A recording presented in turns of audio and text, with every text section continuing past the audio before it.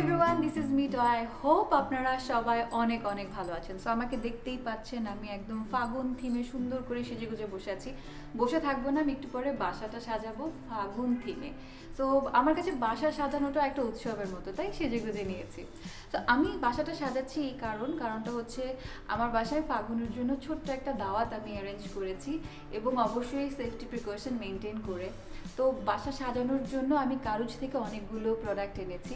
কারুজের কথা বলতে চাই, তারা একটা হোম ডেকোর ব্র্যান্ড এবং তাদের সবগুলো প্রোডাক্ট জুটের তৈরি।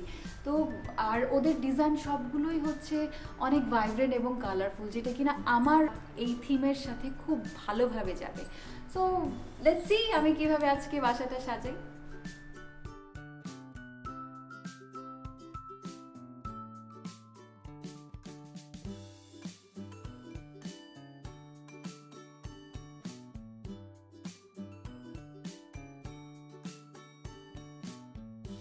দাওয়াতের মূল অ্যাট্রাকশনটা কিন্তু টেবিলেই। তো টেবিলটা আমি চাই একদম কালারফুলভাবে সাজাতে। আমি যখন টেবিল রানার কিনছিলাম তখন আসলে আমি চুজ করতে পারছিলাম না যে আমি কোনটা ফেলে কোনটা কিনবো, কারণ ওদের সবগুলো এত সুন্দর। তো আমি ওদের সবগুলো কালারের টেবিল রানার নিয়ে এসেছি। আলটিমেটলি আমি ইয়েলোটাই দিয়েছি, কিন্তু এখানে রেড অ্যান্ড ব্লু সব কিছুই আছে। তো আমি চিন্তা করছিলাম যে এগুলো আমি পহেলা বৈশাখ আর ঈদে ইউজ করতে পারবো। সো ইয়া, সেই কত সুন্দর একদম সেট হয়ে গেছে একদম ফাগুন থিমে। তো আমার কাছে যেহেতু এক্সট্রা টেবিল রানার আছে, তাই আমি চিন্তা করলাম আমার যেখানে স্টোরেজটা আছে সেটার উপরে আমি শুধু একটা রানার দিয়ে দিই। তো আমি এখানে দিয়ে দিয়েছি, এবং আমার যে প্ল্যানগুলো আছে ওগুলো নিচে যে কিউট কোস্টারগুলো আছে আমি সেটা দিয়েছি।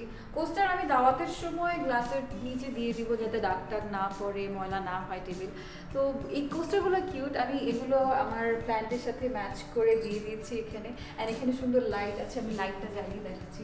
পুরো জিনিসটা এত সুন্দর লাগে।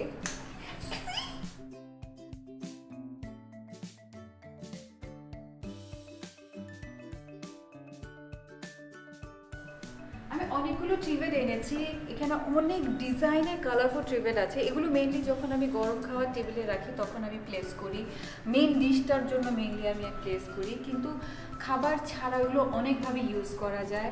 আমি এটা ডেকোরেটিভ পিস হিসেবে ইউজ করি, যেমন আমি ফ্লাওয়ার ভাসের নিচে দিয়ে দিই, কিংবা শো পিসের নিচে দিয়ে দিই, ক্যান্ডেলসের নিচে দিয়ে দিই। তো খুব সুন্দর একটা কালার অ্যাড করে, লুকটাকে ইউনিক করে, সব কিছুর সাথে একটা ইউনিক ফিল নিয়ে আসে। সো ইয়া, এখন আমি এটা বিভিন্ন জায়গায় প্লেস করবো। সো আমি এখানে একটা রাখবো, এখানে আমি ডেকোরেটিভ পিস দেবো।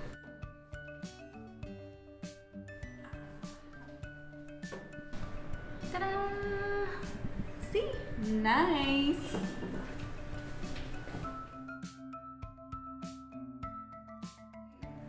এখন সব টিস্যু বক্সের উপরে ব্র্যান্ডগুলো ডিজাইন করে রাখে যাতে দেখতে সুন্দর দেখায়, বাট সামহাও আমার পছন্দ হয় না, বিকজ সেগুলো আমার ওভারঅল অ্যাস্থেটিকের সাথে যায় না।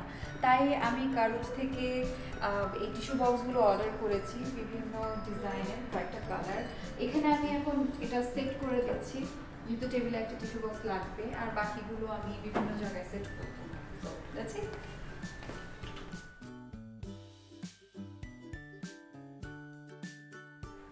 বাসা সাজানোর জন্য আমি একটু ব্রাইট কালার ইউজ করতেই চাই, কারণ একটু ব্রাইট কালার না হলে ঘরটা গ্লুমি হয়ে যায়। আর গত বছর আমরা এমনি অনেক স্ট্রাগলের মধ্যে দিয়ে পার করেছি, আমার কাছে মনে হয় এবার আমরা একটু হাসি খুশি থাকি। তো এই জন্য আমি আমার কুশন কাভারে ফুলগুলোকে খুব কালারফুল রাখার চেষ্টা করেছি, কারণ আমার কাছে মনে হচ্ছে ফুল ফুটুক আর নাই ফুটুক, আমার বাসায় তো বসন্ত হবেই, কারণ আমার কুশন কাভারে সুন্দর সুন্দর অনেকগুলো ফুল আছে।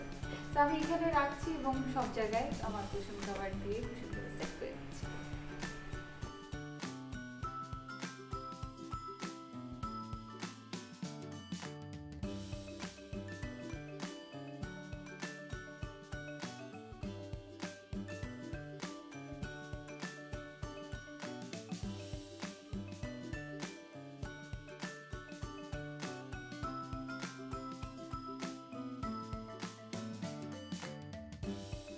আমার বাসা সাজানো অলমোস্ট শেষ।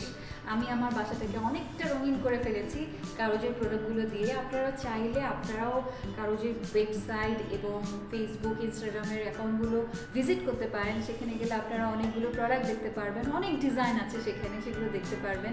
আপনারাও আপনাদের বাসা রঙিন করে সাজিয়ে ফেলুন এই ফাল্গুনে।